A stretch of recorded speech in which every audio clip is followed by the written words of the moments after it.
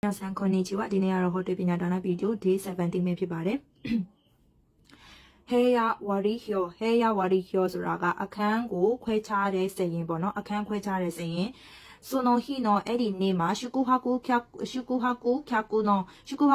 တဲမဲ့ဧည့်သည်ပေါ့နော်ဧည့်သည်တွေရဲ့တိုမာရု客ရှိစုဆိုတာကဧည့်သည်တွေတဲမဲ့အခန်းကိုဝါရီအတေတာ一ရန်ဟျောဆိုတာကခွဲခြားစီမံပေးထားတဲ့ဗာလဲစရင်တစ်ခုပဲဖြစ်ပါတယ်တဲ့အဲ့တော့အဲ့ဒီနေ့မှာဧည့်သည်တွေဘယ်အခန်းမှာဧည့်သည်တွေတဲပါမယ်ဆိုပြီးတော့ပြထားတယ်သူကစရင်ပေါ့နော်အဲ့ဒါကိုဝါရီ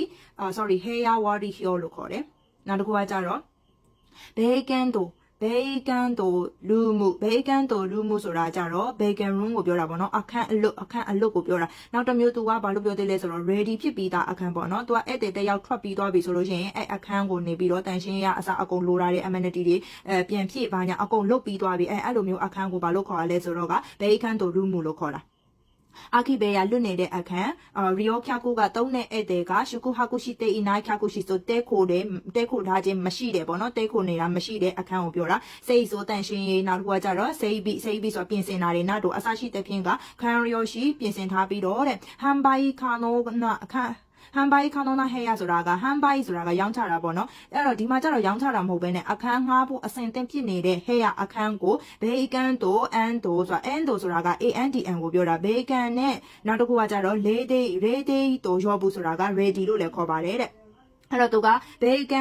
ကန်ပြီးတော့ဗာလဲ ready လို့လည်းခေါ်ပါတယ်တဲ့အဲ့တော့အခန်းလို့ပေါ့နော် ready ဖြစ်ပေးတာအခန်းကိုဘေကန်တို့လူမှုလို့ခေါ်တယ်နောက်တစ်ခုကကြတော့ဘေးရှင်ဆိုတာကဘာမှလို့ဘေးစင်ပေါ့နော်ဘေးစင်ကိုပြောတော့အင်္ဂလိပ်လိုကနေရှုထားတာကိုခါကုရှိစနီဆက်ချီစားတဲ့ဤလို့ဆိုတာကခါကုရှိစအခန်းမှာဆက်ချီစားတဲ့ဤလို့ထားပေးတဲ့ဆမ်မန်ခီ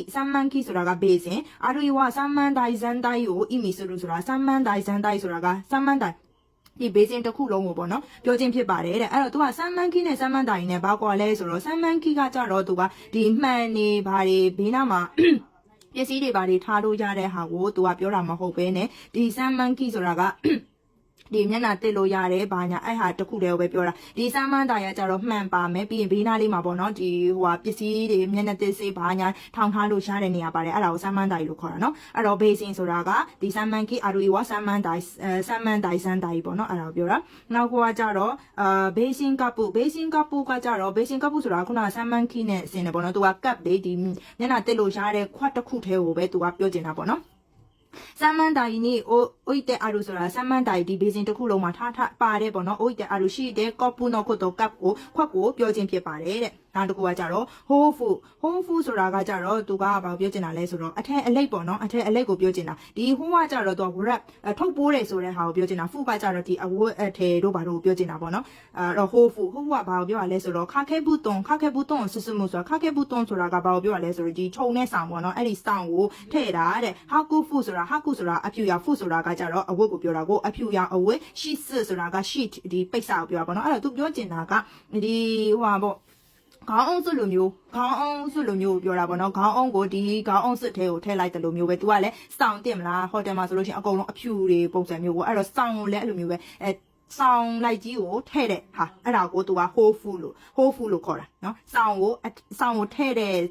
အဲ့ပေါ့နော်ပြောလို့ရှိရင်ခေါင်းအောင်ကိုထည့်တဲ့ခေါင်းအောင်စွလိုမျိုးပဲစောင်းစွတယ်ပေါ့အစွပေါ့နော်အဲ့လိုမျိုးပြောတာအဲ့ဒါက whole food နောက်တစ်ခုကကြတော့မာတိုရာဆိုတာကဘာကိုပြောတာလဲဆိုတော့ကပူရာစုချီကူပလတ်စတစ်ကိုပြောတယ်နောက်တစ်ခုကကြတော့မေတာလို့ဆိုတော့ metal နောက်ကကြတော့ဂါရစုဆိုတာ glass ပေါ့နော်ဖန်နာတိုတဲ့အစရှိတဲ့ဖြစ်နေတဲ့စကူရာတဲ့တာဆိုတာကလှုပ်ထားတဲ့ခါခုတဲလို့ဆိုတာကကော့တေးကိုပြောတာကော့တေးကိုမဆယ်လို့ဆိုတာကမှွေတဲ့မွန်းတော်ဆိုတာကအရာဖြစ်ပါတယ်တဲ့အဲ့တော့မာတိုရာဆိုတာကကြတော့ဒီကော့တေးကိုမှွေတဲ့အရာအဲ့ဒါတွေကဘာနဲ့လှုပ်ထားလဲဆိုတော့ plastic တို့နောက်တစ်ခု metal တို့ glass တို့နဲ့လှုပ်ထားတဲ့ဟာကိုပြောချင်တာနောက်ကကြတော့morning call ဆိုတာကကြတော့ morning call ကကြတော့ရှုကူဟာကူခါကူဆိုတာကအခန်းကိုပေါ့နော်ရှုကူဟာကူခါကူဆိုတာကဧည့်သည်ကိုအခန်းကိုတော့ပြဧည့်သည်ကိုရှိတေးစားတဲ့တာကြီးခံနေဆိုတာကသူပြောဧည့်သည်ပြောထားတဲ့အချိန်မှာပေါ့နော်ဧည့်သည်ပြောထားတဲ့အချိန်မှာ okosu service ဆိုတာနှုတ်ပေးတဲ့ service ကိုပြောတာပါဧည့်သည်ကဒီအချိန်မှာကျွန်တော်ကိုဖုန်းဆက်ပြီးတော့နှုတ်ပေးပါဆိုလို့ရှိရင်အဲ့အချိန်မှာနှုတ်ပေးရတဲ့ဟာကိုဘာလို့ခေါ်လဲဆိုတော့ morning call လို့ခေါ်ပါတယ်